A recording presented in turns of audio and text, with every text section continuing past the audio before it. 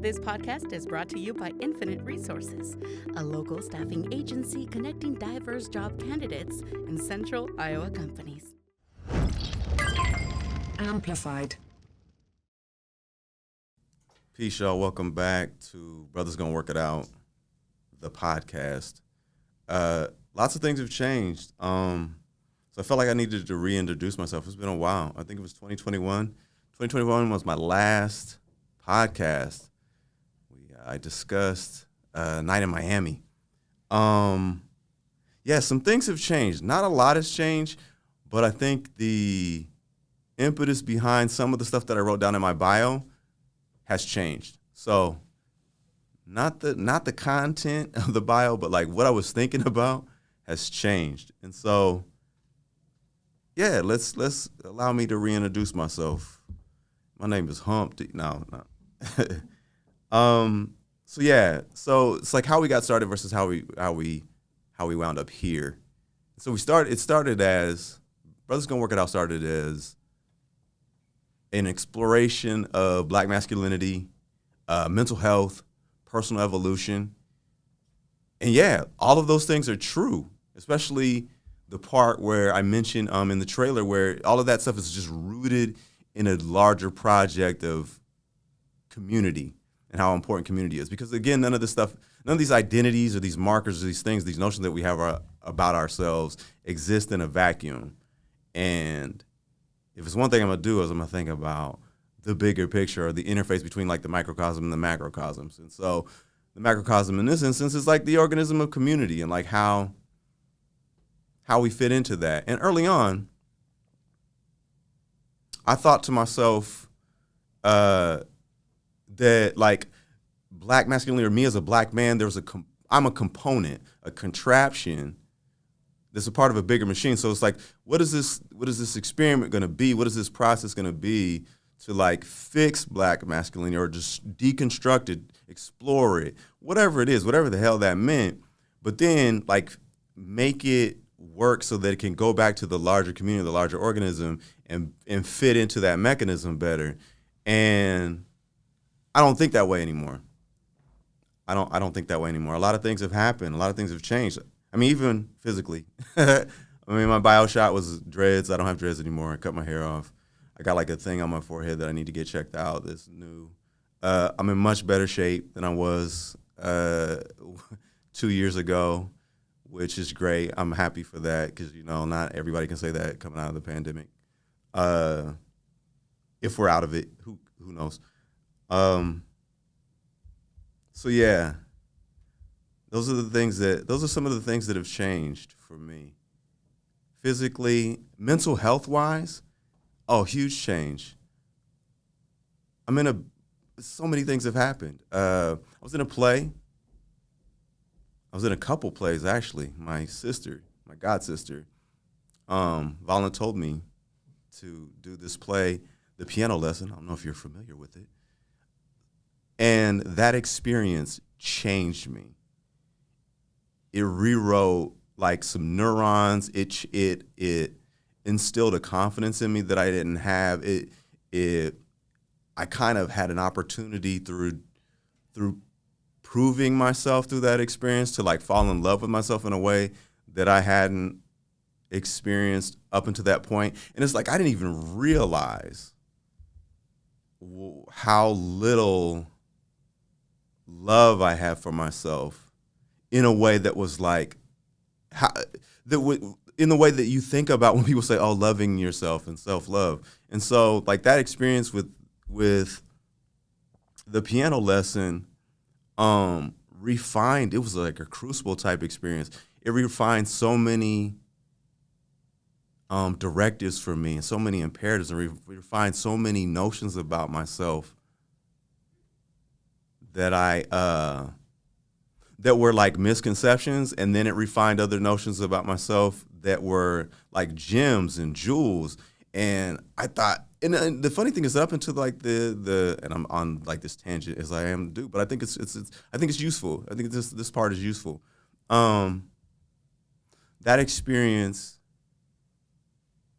definitely was worth it for my mental health, and it was It was a rocket booster. It was all those things. And it really changed the experience. It changed my history, like the personal memoir that I have going. It changed like how I thought about myself and how I reflected on, say, for instance, the last 20 years or so. It really recontextualized that, like going through that and said, like, yo, you really were a lot lower than you thought you were. You were in a place that was a lot darker than you thought. You were just kind of coping that whole time. And like being, and I to this point, like I wrote a little small snippet of poetry on Instagram forever ago. And it's like, I just never knew how low I was until I stepped up on a cloud. And like, it's funny how prophetic that was. Because at the time I thought I was doing much better than I had done before. I was in a great place. But like now I'm like, yo, I stepped up to another cloud. It's like, it's even better. Like I ascended even higher.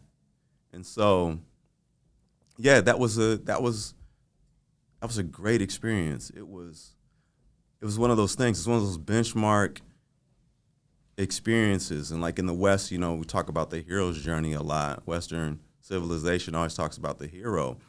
And like each individual is that going through that hero's journey. But like that was really one of those moments where it was a triumph to go through the entire experience. The process itself was a triumph of doing the work, finding the truth and performing, calling in the ancestors.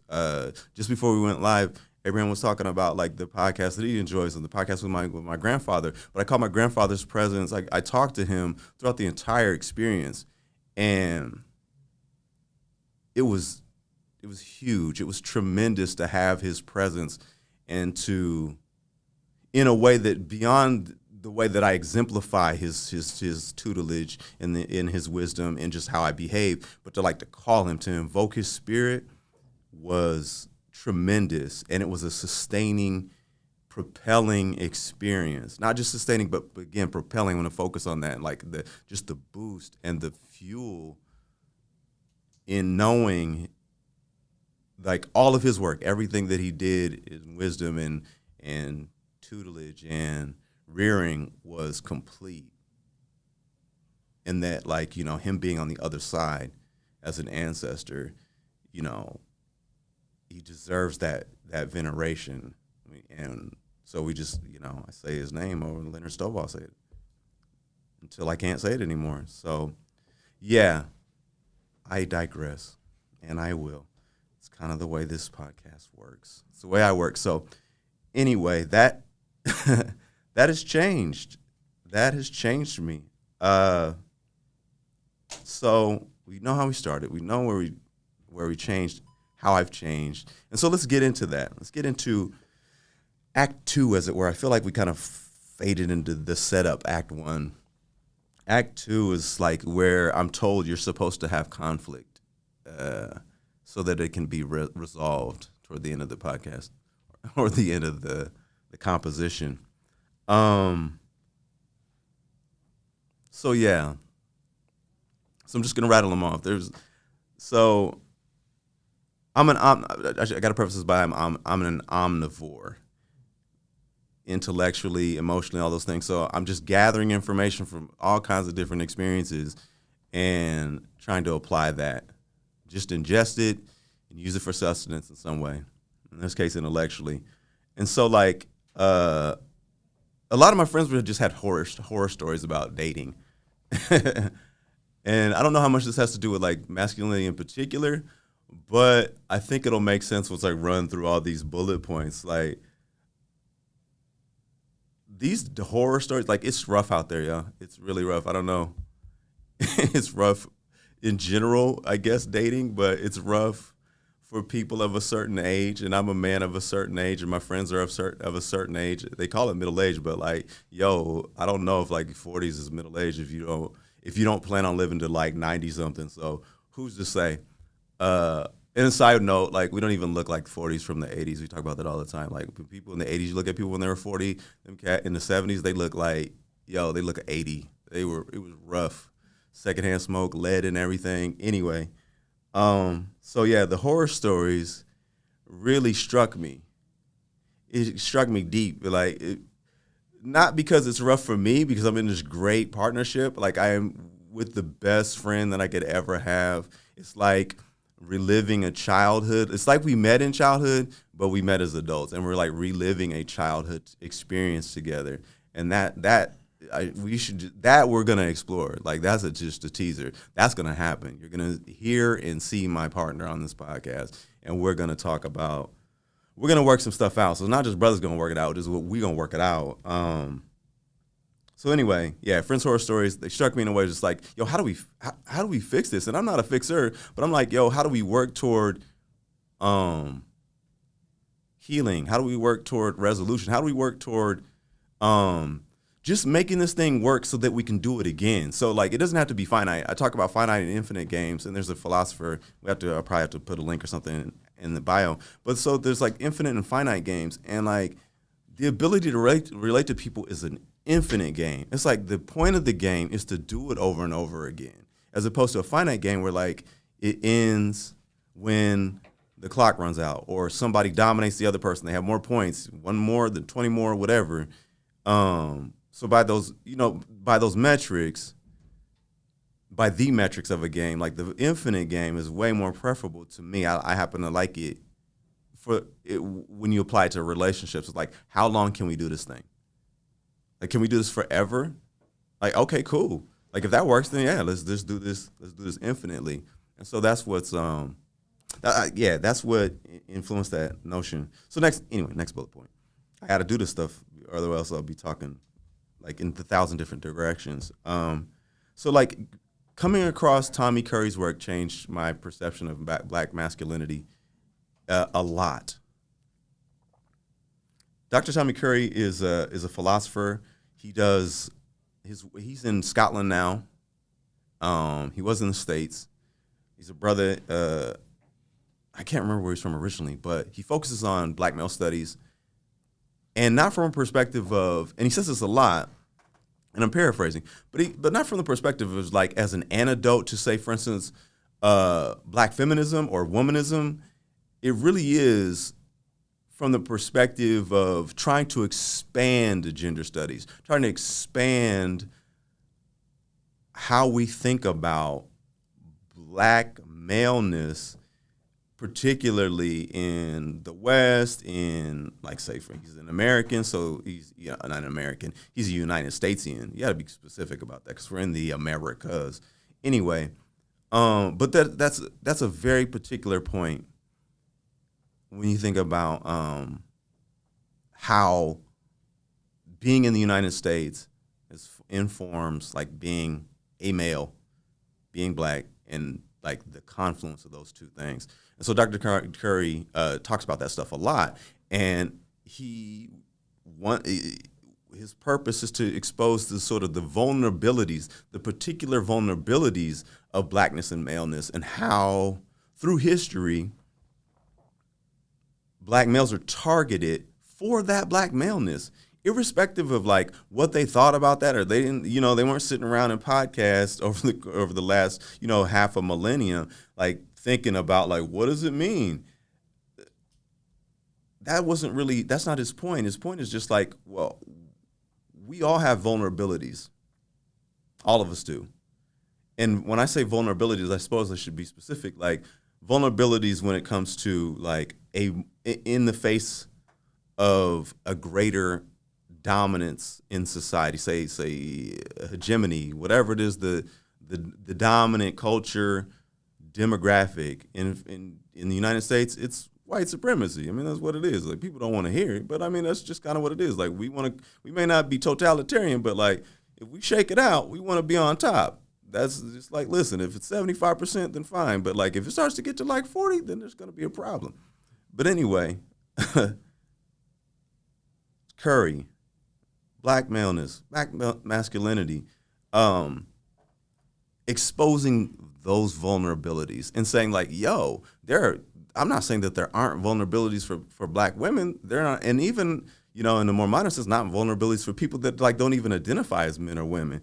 But like his point is like, yo, we got vulnerabilities and we need to address the specificity of that. And another scholar that I follow, Dr. CBS is her name. She writes on the history of Black socialist movements and sort of the stuff like that. But she said that a mentor of hers told her that specificity is better than nuance, and I love that. I love that nugget.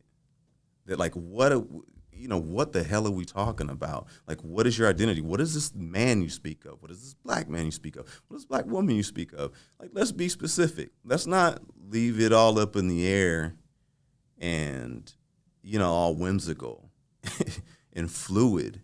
Like, fluidity is great in all these moments, but like we need specificity. And so specific vulnerabilities is what Curry talks about. And I'm gonna bring him up a lot later in subsequent podcasts, but he changed. I mean, like his work changed me. In his book, The Man Not, great seminal piece of work. Thirdly, Dr. Greg Carr and Professor Karen Hunter, in class with Carr, and the way that they've got hundreds and hundreds of episodes at this point. They do In Class with Carr on the weekends on Saturdays. And their interaction, while not about Black masculinity specifically in any way, shape, form, or fashion, they're not concerned with that project. They're more concerned about Africana studies, viewing things through an Africana lens, and Africana lens and developing sort of a we. Like, what does this mean when we say we? And I think that circles back to what I said earlier around community and how nothing happens in a vacuum. And so I can't explore Black masculinity, or I can't explore myself if I can't talk about how I fit into my family and a larger concentric circle of my community. And even in that community, a larger concentric circle of the region, the nation state, all of these different ways that you're sort of bound, circled around, and circumscribed by sort of, I guess, institutions and ways that humans agree to like govern themselves. So big circle, you get tighter until it's like you're the dot in the middle, and you figure out how you govern yourself. But Dr. Greg Carr and Professor Hunter, as much as anything else, have taught me how to think about things and it's really made me think that everything is about the way that you think about things. Like, epistemology is the fancy academic word, but it really is like, how do I know what I know is the question you ask of yourself. Like, why do I like what I like? How do I know what I know? And that's everything. Like, if you're a conscious being, that's everything. Everything, every way that you move through the world. Like, what questions are you asking? Like, what answers are you being presented with or given as a result of the way that you know things? And like, bruh, like, people can do all kinds of weird stuff to you if they can just tell you how you know what you know. And so it's a scary process, but I happen to love it. I happen to love confronting how I know what I know, and being bold enough to like reconfigure how I know what I know, and ask some really tough questions of myself, but also of those concentric circles around me. Who else did I run across? This video essay is Feek the Signifier. I ran across him. He's like an ex-educator. He's one of those people that makes you want to get a doctorate, or at least get one and then drop out, because I think that's what he did. But he does great. He does a great job doing video essays, and that's its own lane or genre of I guess like the YouTube space, or just the whole social media space. It's just like getting out there and having interspersed little clips and dialogue, and just like it's a whole product. But I really admired him. His brother, I can't remember where he's from, but yeah, he is a Black man. But I really love his process. I really love how well thought out his essays are. And he's done work on Black masculinity. He did the whole thing. His work almost discouraged me from getting back into the podcast. I was like, dude, this dude does this. He's done that episode. Like, yo, the work is done. Which shortly after that, I was like, that's silly. Like, you can talk about stuff over and over again. Like, we gotta, repetition is how humans learn anyway. So even if there is one great source, I think it's my responsibility to be a part of the movement and being a part of the work of sharing thoughts, changing people's perspective, and hopefully helping people add a little meaning to their lives, or update, change, play with it, toy with it. That's kind of where I operate from. So I'm a poet. I don't know that I reintroduced myself for real, but I'm a poet. I'm an artist first and foremost before anything. Doodler, sketch and visual artist, like trained as a visual artist. I don't do visual art as much as I should, but yeah, that position, that identity informs how I approach so many things. There's this quote by Jasper Johns that I just read the other day, just yesterday. He's like, do something, and I'm paraphrasing because I'm not gonna get it right. Do something, and then do something to that, and then do something to that. And so that, I think, is true of just a creative product, but I think it's also true of like epistemology, that big word that I used earlier. How you know what you know, or establishing how you know what you know. Do something to it. Like, and that doing something is, maybe it's poking at it, it's prodding, it's turning it on its head, whatever. But then do something to that. Don't just do the thing. Don't just flip the pancake one time, because that's not how it's done. Flip it over. It's not a pancake, it's more Rubik's Cube. I ain't write that down, I just made up that weird little metaphor. Anyway, Sylvia Wynter is another person that I want to explore. And not because I'm like some scholar on Sylvia Wynter's work, but I love how she breaks down the human experience. She talks about genres of people as opposed to gender, like genre versus gender. And just those words and just all of the data that's locked in, like, to how we use words, that is intriguing to me. Like, a lot of her work is incredibly intriguing when I think about what she's doing to disrupt our personal as Black folks and other humans. And just like as a side note, I'm gonna put a pin in this. Like, I truly believe, like, I wouldn't believe in like the power of exploring like the Black experience if it wasn't useful to all of humanity, if it wasn't useful as a universal tool. And I'm going to quote one of my favorite theologians, or at least I'm going to crib some of his work, not quote. James Cone, he just talks about the particularity in the universal, and that conversational relationship that universality has with the particular. And James Cone is one of the progenitors, one of the fathers, parents, fathers. See, I'm using that gendered language. He really is one of the parents, one of the co-creators of Black liberation theology. And I'm sure we can get into that later, but something just to look up. But yeah, in God of the Oppressed, he talks about universality and particularity and how they inform one another. And that is a pillar of the creed that I have around, the Black experience, and how sacred that is to me, and how holy the bodies of Black folks are. Like, that whole creed is rooted in like that universality. Like, there is a universality. A lot of people are afraid. People are afraid to say the word Black. Like, it's just like, it's one of those words. It's just weird. Black people are afraid to say it.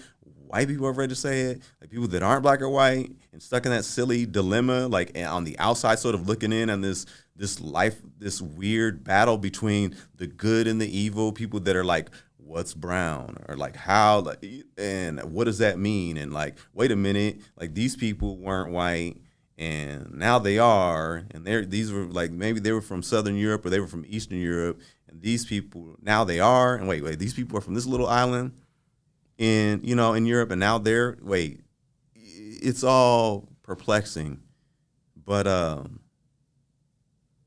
there's definitely a particularity to what I'm saying, and I'm not afraid to say, Black, because I believe that the experience, there's something that humanity can learn from a people that were told, how they knew themselves. They were told from the outside looking in, like, you are nothing. Not legally, you're kind of subhuman. And they sort of made a thing. They did an alchemy. Like, alchemy is for those that don't know, alchemy is the old pseudoscience. I think it's probably Middle Ages in Europe, where people were like trying to change lead into gold. And so that process of changing lead into gold is one of the animating forces for me behind blackness. And so that's why I'm not afraid to talk about it. Because there's something everybody can learn from alchemy, from changing the lead of your life from your experience, your history, however you're taught. And that could be in an intimate level, like your family history, or like what you think of as the broader arc of like your people and how they got to a place.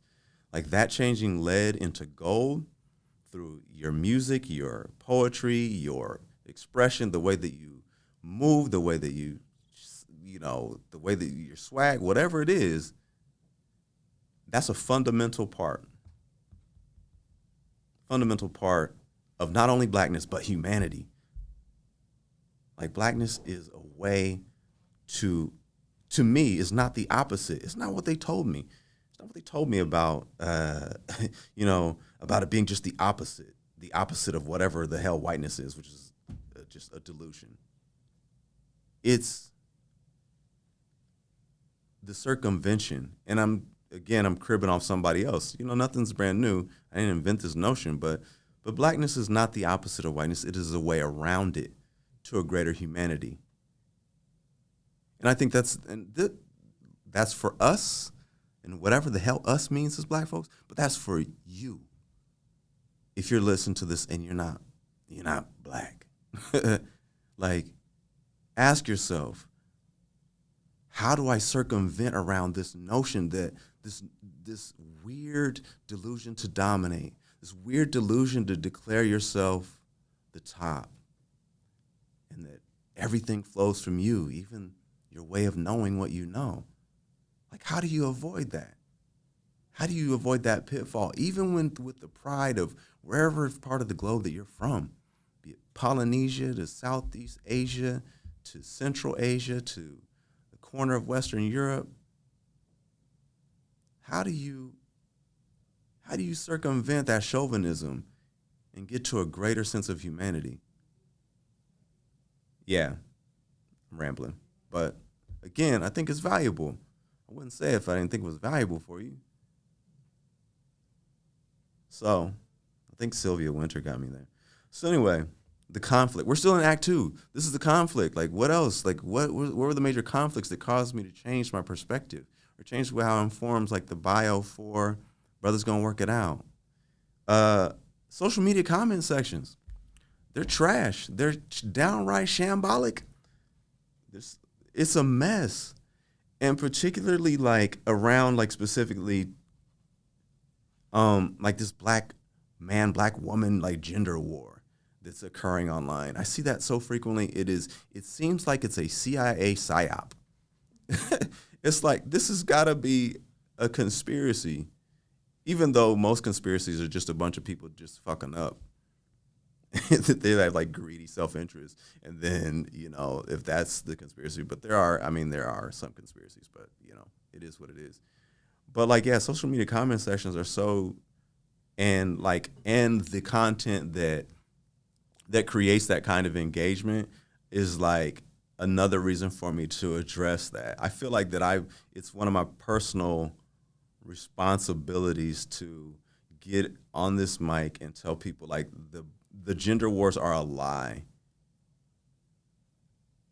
In the sense of, like, not that it doesn't happen, not that there aren't people out there that are like, oh yeah, black men do this and black women like that. If you just get your shit together, then we can prosper as a people. It's not really about that as much as it's like, it's a lie. That's where we're a lie. It's a lie in the sense that people in comment sections and people that create the kind of content that causes discord between the genders, black men and black women, they don't want you to have a better way. It seems like there's no better way. There's no focus on how we work it out and how we make it good. And that's convenient. It's very convenient, especially in the social media space, because I think there are some mad scientists out there that have studied negative engagement. And it's unfortunate, but it's true. Like, people are more likely to engage around things that are controversial, that stir up their blood, that charge up their blood pressure. And I feel like I got to do something about that.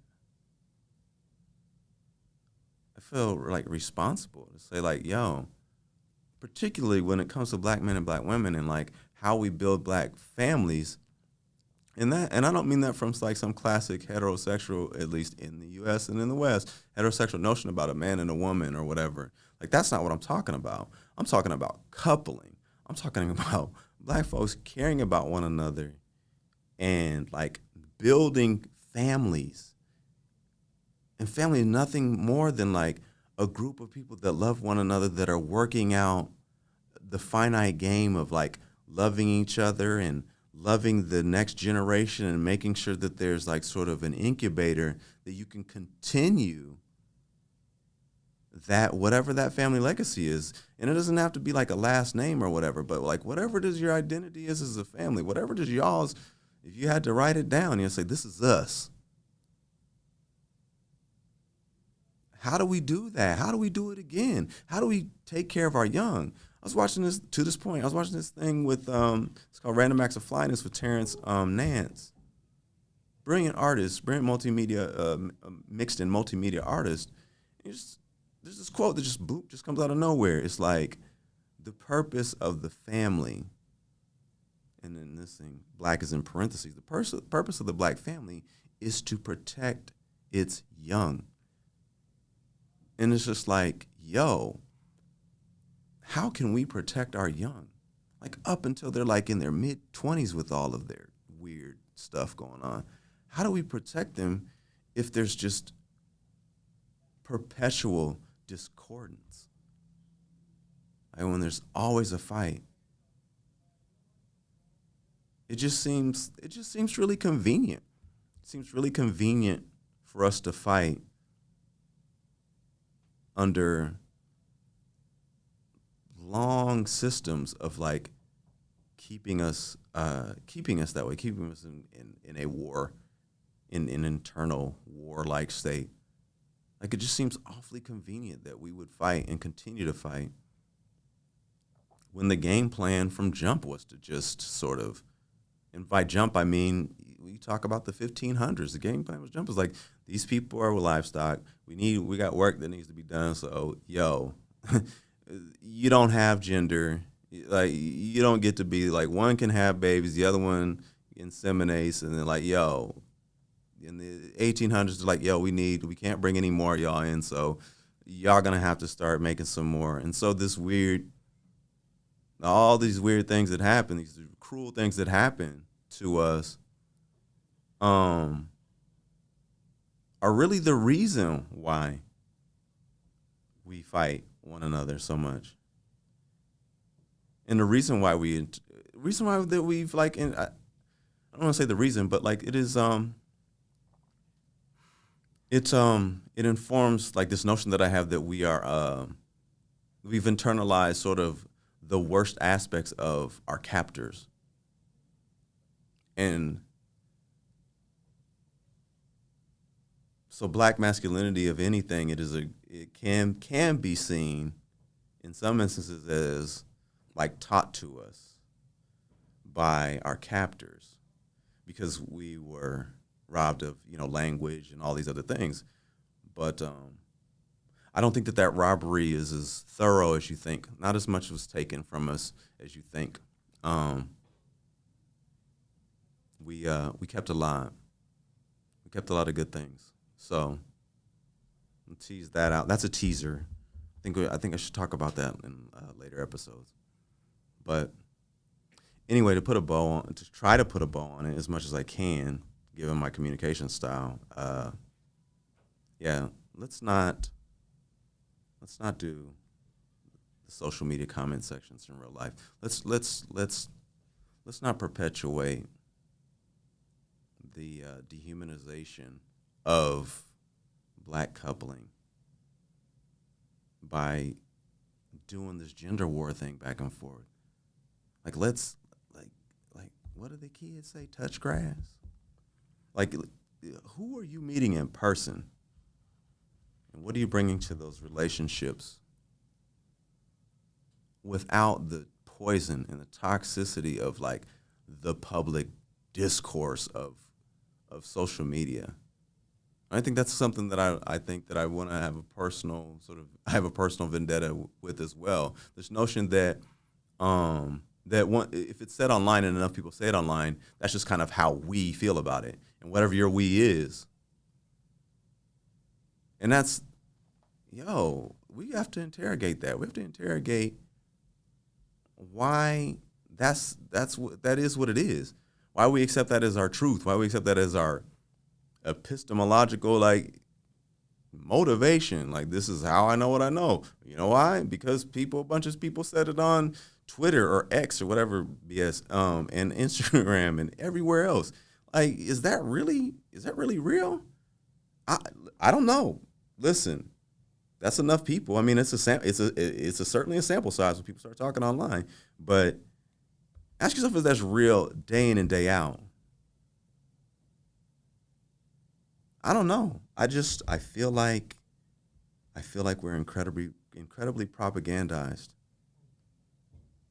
I think as any nation that has, like, sort of a media landscape, that's going to happen. But I think there's something unique about the propagandization of United Statesians. There's so many markets, so many ways that people can leverage psychology and sociology to manipulate you, to really, to manipulate, to change your behavior. And I think that's dangerous. It's incredibly dangerous. So yeah, those are the things that have changed, like, that my trajectory for this podcast. So where are we going now? We're going to go places, and you're going to watch me learn. We're going to go places together. We're going to talk about hard things. We're going to do hard things together. We're going to feel our feelings. But what we're really going to do is we're going to learn together. I'm not going to be the source. I know it sounds, I get it. I'm self-aware. Sound like authoritative. I got one of them voices where it's just like, yeah, you can, like, I can say anything. People are like, yeah, that sounds like it's right. Like, I'm not even, that's Googleable. But I'm not even going to look it up because it sounds right. That said, I want us to learn together. I want you to see me learn. Being a public intellectual is important. And, like, even the warts part, even the scrapes, like, watching me, like, learn something is part of this process. And I don't know that I stated that clearly. I said something to the effect of personal evolution, but, like, I don't know where I felt. I don't know that I felt the same way that I feel about it now. Yeah, I definitely don't. I want to learn. I want you to watch me learn. So I'm going to study Tommy Curry. I'm going to study more of the recommendations of Dr. Carr and Professor Karen Hunter, Sylvia Winter. Like, it just goes on and on. I want you to watch me learn in damn near real time. I want you to watch and hear me talk to people, build relationship. Because, I need to invite more people because you're going to get sick of hearing me anyway. So more people need to be involved. This is a community project, so that's going to happen. I'm definitely got to get my homie, my best friend, my partner. I get Ray on because we've got some help. It's not all despair. It's not all the conflict in Act 2. Like, we've got help. We've got instructions. I think that, like, if we can do it, like what we've been able to accomplish over the course of our lives, then I just feel like, that can be replicated. I've always felt that. Like, if a person can do it, people can do it. And that may not be 100%, but if a person then yeah, I think people can. So yeah, definitely, I'm excited. Just talking about it right now, I'm just excited about the concept of me and my partner talking, because she's way better communicator than I am. She's so crisp, so just brilliant. She was like a child genius, I think. She's gonna be like blushing when I say that, but hey, it's on the record. She was like a child genius or something. And I think lastly, like this, while yes, I've given my bio and this brother's gonna work it out, and yes, I'm a brother, and I'm gonna work this out. I'm gonna work out all this stuff. We're gonna work it out together. Just remember that like this podcast is not about what you think it's about. Yeah. So, something to think about. More to come. Thank you for letting me reintroduce myself. Thank you for listening to me, giving me a little bit of your time. I want to also, while we're doing gratitude, we're expressing gratitude, I want to thank our sponsor, Infinite Resources. Without Infinite Resources and the visionaries, hard workers at Infinite Resources, this podcast would not be possible. So, once again, thank you for allowing me to reintroduce myself. And yeah, brother's gonna work it out. Peace, y'all. This podcast is brought to you by Infinite Resources, a local staffing agency connecting diverse job candidates in central Iowa companies. Amplified.